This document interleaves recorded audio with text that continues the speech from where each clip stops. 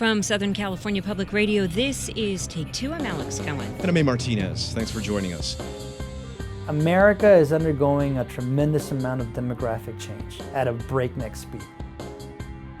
Ultimately, what you're having is a country that's going to be younger, more diverse, more Latino, and you're having a population, a generation of people that are not really aware with public media and what public media is about. The main goal of the One Nation Project was for Southern California Public Radio to connect with the English-speaking Latino audience in Southern California. The main concern was, wait a minute, if you do that, you're going to alienate traditional audiences.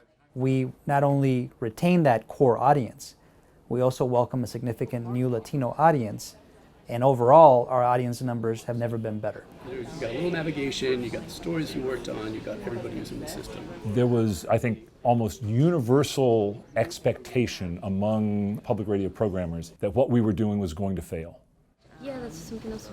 The project had three main components. One of the components was to launch a news magazine show. The second component was hiring a small army of reporters, diverse, multi-ethnic reporters to cover the region that we serve here in Southern California. And the third component was community engagement. First off is having actually a critical mass of people of color in your newsroom. That goes without saying, and that you have stories by, for, and about those communities. Our newsroom is about 40% people of color, which compared to the national average, it's 4 times the national average, and it's twice as much as even the most progressive news organizations in the country.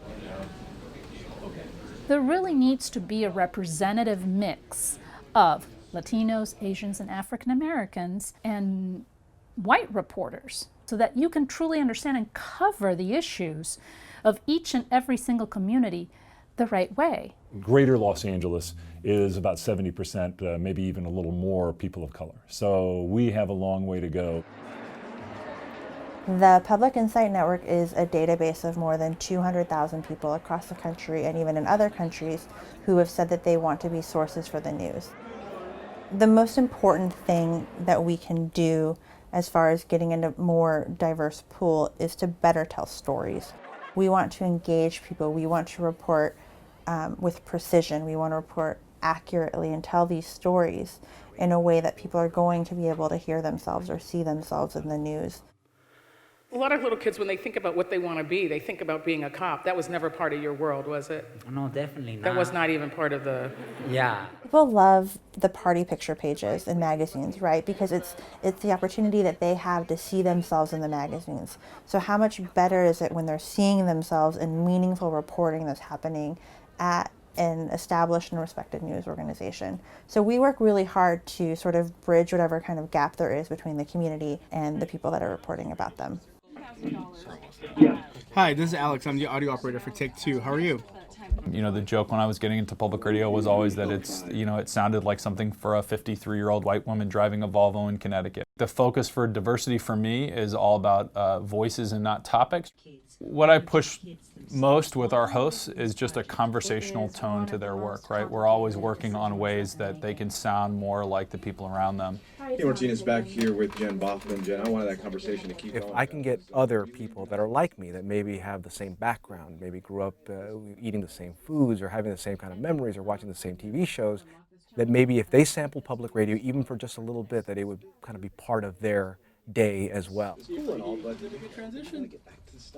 As long as people know that it comes from a natural spot, that it's not something that's being forced. I'm not trying to say, hey everyone, look how Latino I am. You know, as long as you're not doing that, I think people understand it.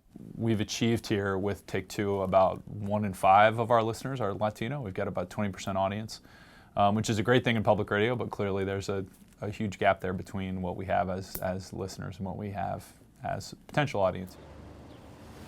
Even in LA, here we are in the most diverse megalopolis in the planet.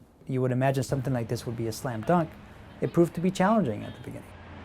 Relationships and certain friendships are going to go by the boards. There are people who have an emotional investment in what is. Radio stations are going to get criticism. They're going to get an avalanche of people saying, look, you didn't need to do this. I'm the lone Latino host here at KPCC. And actually, to tell you the truth, when I look around public radio, I don't really see many anywhere. When the show was first announced, one of the first articles that came out described me as Madeline Brand's swarthy new co-host. And I actually didn't know what the word meant. I had to look it up. In the dictionary, it's olive-skinned. And when I read the word and I read it again and I read it in the context of the article, it's like, what does that matter? Latinos currently have a $1.5 trillion purchasing power. And they're an important, not just demographic and audience, they're an important consumer. Having a reporter corps, having a newsroom that looks like the community is really good business sense. We have more diverse hiring, we have more context, we can more richly tell this story, and you can do it in a way that people who maybe have never listened to us before are going to connect, and then they're going to come back and listen again. KPCC in particular feels that they have accomplished a great deal, but that they have a long way to go. That's what they've told me. However, they've been doing something. And if this study is any indication of what you can accomplish, it's definitely something that really needs to be looked at by other public radio stations. We pride ourselves in being a local Southern California organization by saying we speak Angelino.